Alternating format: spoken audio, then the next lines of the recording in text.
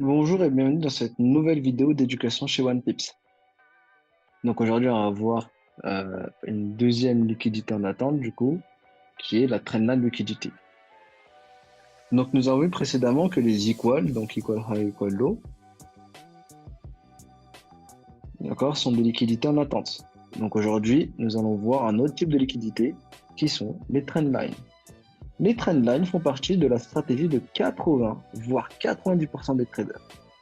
Les manipuler permet donc d'inciter un grand nombre d'acteurs à se placer dans une direction. Donc, comme pour les equal high et les equal low, nous allons attendre que ces niveaux soient liquidés avant de prendre une position. Donc, voici un exemple schématique. Donc, on voit du coup une touche et deux touches sur la ligne de tendance. Donc, lorsque le marché va revenir sur cette ligne de tendance à ce niveau-là, d'accord, donc que vont faire 80 voire 90% des traders? Ils vont vendre à ce niveau-là, d'accord? Donc, c'est la règle, hein, donc une touche, deux touches. Donc, à la troisième touche, ils vont vendre. Donc, nous, on voit bien que à ce niveau-là, les SL des vendeurs de la trendline vont se trouver à ce niveau-là, hein, d'accord? Donc, ils vont mettre sûrement leur SL soit derrière ce niveau-là, quand il y a la touche qui arrive ici, soit carrément derrière ce niveau-là, du coup, qui est le début de la trendline. Donc, on va avoir directement des exemples sur le marché pour voir comment réagit le marché, en fait, simplement, avec ces trendlines-là. Donc, on voit ici qu'on est sur l'euro USD en weekly, hein, donc c'est une très très grosse unité de temps. Donc, on voit qu'ici, on a une trendline liquidity qui s'est installée depuis septembre 2018. D'accord? Donc, on voit ici une trendline qui se dessine, hein, donc une première touche ici, une deuxième touche à ce niveau-là. D'accord? Donc, pareil ici. D'accord? Donc, à ce niveau-là, on voit bien euh, l'impulsion du Covid ici à ce niveau-là. Donc depuis 2018, nous voyons cette trendline-là qui se dessine. D'accord? Donc avant cela, nous avons eu une touche et deux touches ici. On a une première manipulation ici. Maintenant, on voit bien que là, on a de nouveau une trendline qui se dessine, hein. Donc, on voit que en mars 2020, lors du Covid, on a eu cette très grosse impulsion. D'accord? Cette très grosse impulsion qui arrive ici et qui vient du coup retester cette trendline à ce niveau-là. D'accord? Donc, on voit toujours que la trendline, elle tient depuis septembre 2018. D'accord? Donc, on va tout simplement voir comment va réagir le marché. D'accord? Après, du coup, l'injection de liquidité lors du Covid. Donc, on voit que cette trendline, elle a une première réaction ici. D'accord? Donc, les gens commencent à vendre à ce niveau-là. Donc, on voit bien la première réaction qui se fait. D'accord? Et ensuite, qu'est-ce qui va se passer? On va voir tout simplement une prise de liquidité de ces personnes-là. D'accord? Donc, qu'importe l'unité de temps, ça va toujours fonctionner de la même manière.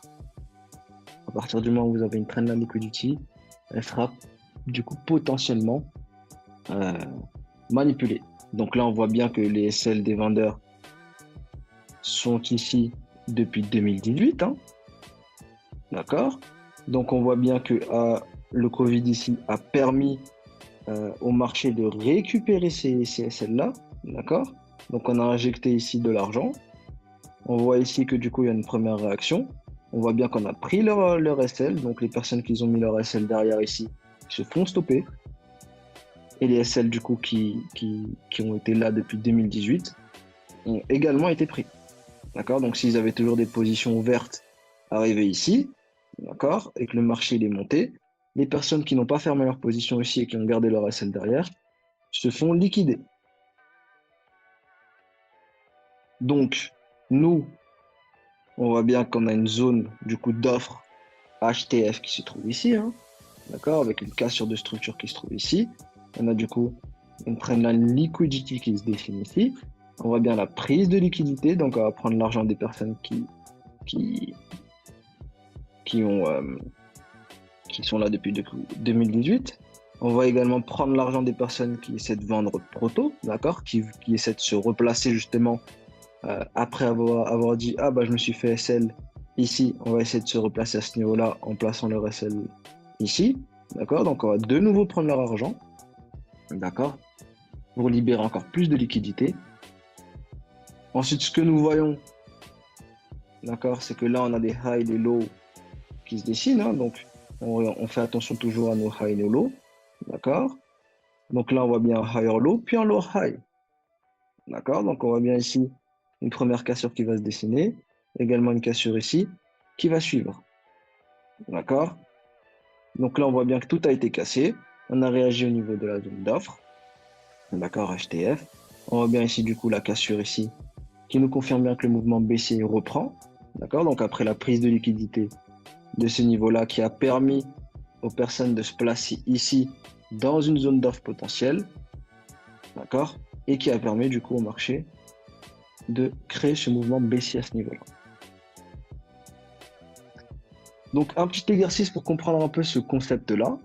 Donc retourner le 1er mars 2022 grâce à l'outil Replay, le TradingView sur GBP USD et placer une marque le 13 mai 2022. Donc utiliser l'unité de temps de 4 heures, 1 heure et 30 minutes afin de mettre en évidence les trend lines que vous décelez. Et ensuite, envoyez-moi un petit message sur la remarque que vous avez par rapport à vos structures et par rapport du coup à vos trend lines. Donc, qu'est-ce que vous remarquez? Voilà, ça sera tout pour cette vidéo et on se retrouve du coup pour une prochaine vidéo.